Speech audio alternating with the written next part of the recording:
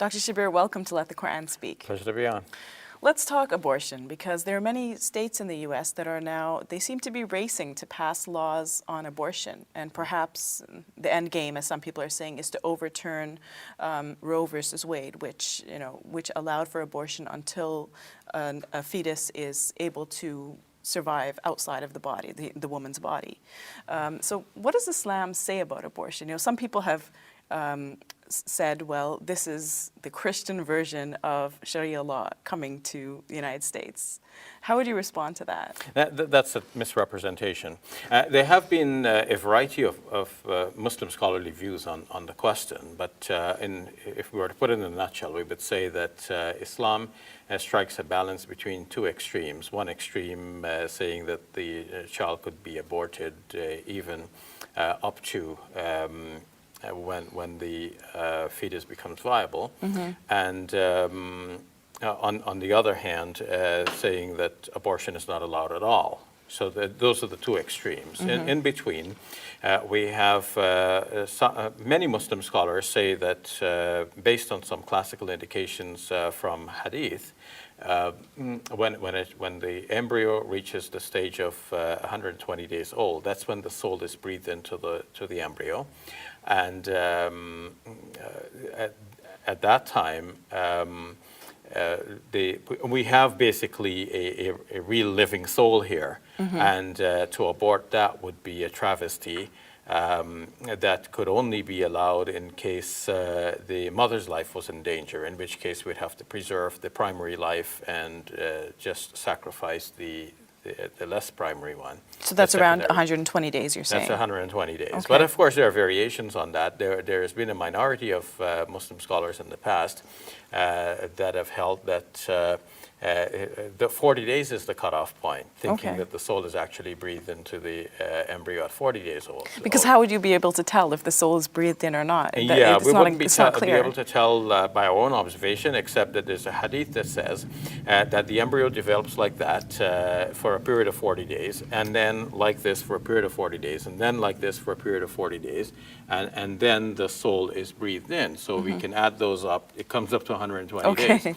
But another way of reading the same narrative says that, the conjunction between the this and the that and the that does not imply a sequence, but it could be understood as overlapping. So this happened, and moreover, this happens, and moreover, this happens. So it's really talking about the same 40-day period. So this is why we have the two different interpretations. Basically, one saying 40 days, and one says no, it's 3 times the 40 days, 120. So when I look at what the different scholars have said and the different schools of thought, it seems to me that there's a great disagreement. People are saying different things. Scholars are saying different things about when you can actually have an abortion and when you can't. And there's nothing in the Qur'an, of course, that says, there's a certain cutoff date. Yes. To be clear, the Qur'an speaks very clearly against killing the child that is already born. And this came in opposition to a known practice at the time where families got rid of unwanted baby girls. But this is after birth, and of course this is despicable. And the Quran is clearly against that and says that these parents will be brought to justice on the Day of Judgment for killing the innocent child. I believe the Quran also says, you shouldn't get rid of your child for the sake of poverty, That's right. So. And for this reason, Muslim scholars would say that even when they're permitting abortion in a limited way, it should not be done for, and even contraception should not be done for the fear of poverty, like we fear that God will not provide for our child. Of course, a Muslim would not enter into such an action with that mindset, but they're cautioning against this. Don't practice contraception or abortion with the idea that people are going to be poor or God will not be able to provide. Of course, God will provide. But getting back to the nuances of how abortion is dealt with by the classical Islamic tradition, if we were to simplify it, we would say that, let's think first of all about the period before, up to 40 days. So many scholars rule that within that period of time, it's basically permissible. The most lenient in this regard are the Hanafi scholars, scholars of a particular school known as the Hanafi school. The most strict are the proponents of the Maliki school. And so Hanafi school basically thinking is permissible, Maliki school thinking, no, wait a minute, there's a problem here. But we're talking about... Is there a reason? And do you have to provide a reason? Does it have to be a pressing need to have an abortion? The more lenient scholars on the spectrum will say that up to 40 days you don't even need a reason. Okay. But now, if you think about between 40 days and 120 days, now given the opinion that it's 120 days when the soul is breathed in, here we're more into a gray area that requires more pressing circumstances for the fetus to be aborted. And then after 120 days, the only acceptable excuse would be, or the only acceptable justification for the abortion would be a real danger to the life of the mother.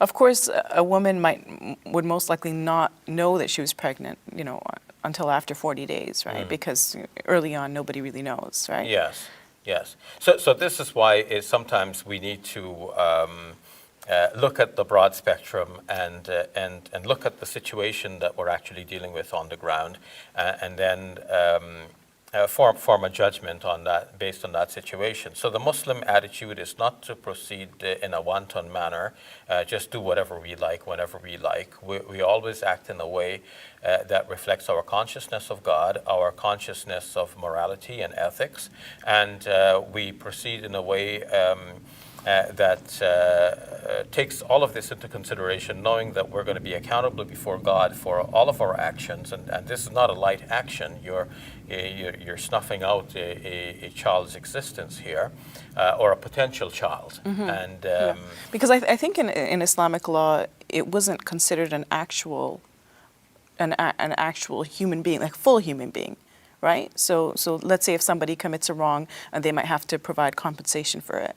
They wouldn't have to provide compensation as they would for, let's say, killing a full human being, right? Yes, yes. And naturally there is a great difference between the embryo in the womb and the child in hand. The child that's already born, this is clearly a viable child. Yes. That which is in the embryonic stage, there are many contingencies and unknown factors about that. If I'm to use a common everyday example, there's a lot of difference between an egg and a chicken. An egg could potentially be hatched into, a chicken, but a chicken could potentially be hatched out of an egg. But breaking an egg is different from killing a chicken. We break eggs every day for our omelets, but you wouldn't break chickens, right? So what's your advice for an individual who, maybe found out she's pregnant and then, is considering abortion? Well, some abortions sometimes might be considered because of very extenuous circumstances. Like, let's say, for example, a girl is raped and she will have to deal with that. Now, a decision has to be made. Maybe the girl will say, look, this is my own flesh and blood. I want to keep this child. Okay, that's a decision. But if this is going to be very traumatic for the mother, then a decision towards abortion is welcome, again, given the time frames that we talked about.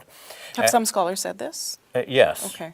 Yes, and this is commonly considered in many Muslim majority countries as well as a reason for allowing an abortion in specific cases.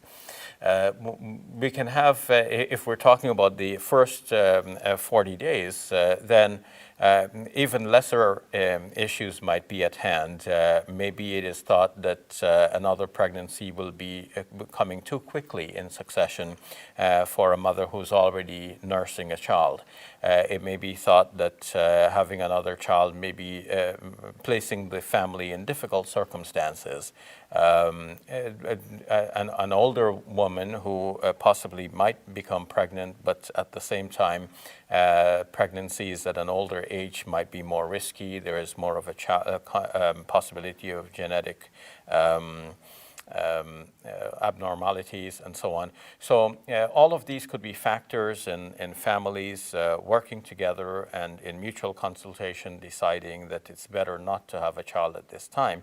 And if we're talking about the period within the first 40 days, there is more of a latitude, as I said, with the precaution that in the Maliki school, a more strict ruling is sought, and one would think that you would have to have a greater level of excusability in order to justify an abortion in that school. But most of the other schools are a little bit more lenient, especially the Hanafi school.